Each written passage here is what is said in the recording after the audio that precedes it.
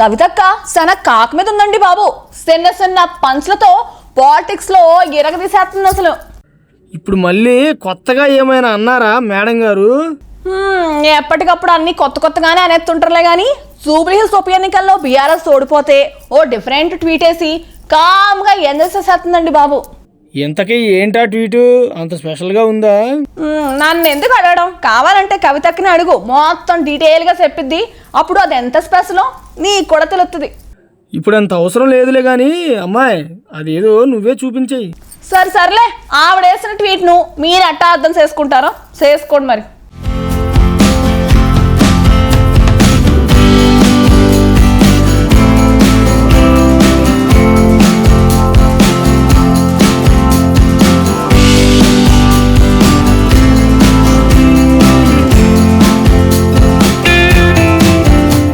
తెలంగాణ జాగృతి అధ్యక్షురాలు మాజీ సీఎం కేసీఆర్ కుమార్తె కల్వకుంట్ల కవిత చేసిన ఓ ట్వీట్ ఇప్పుడు తెలంగాణ పాలిటిక్స్లో హీట్ పుట్టిస్తోంది.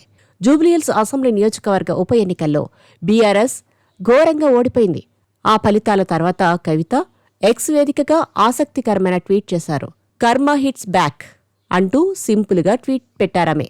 అదిప్పుడు తెలంగాణ పాలిటిక్స్లో వేడి పుట్టించడమే కాదు, చర్చనీయాంశంగా మారింది.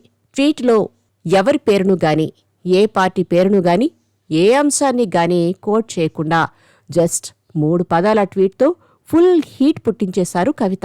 జూబ్లీహిల్స్ ఉప ఎన్నికల ఫలితాలు వెలువడిన తరుణంలో ఆమె ఈ ట్వీట్ చేయడం రాజకీయంగా పెద్ద సంచలనంగా మారింది.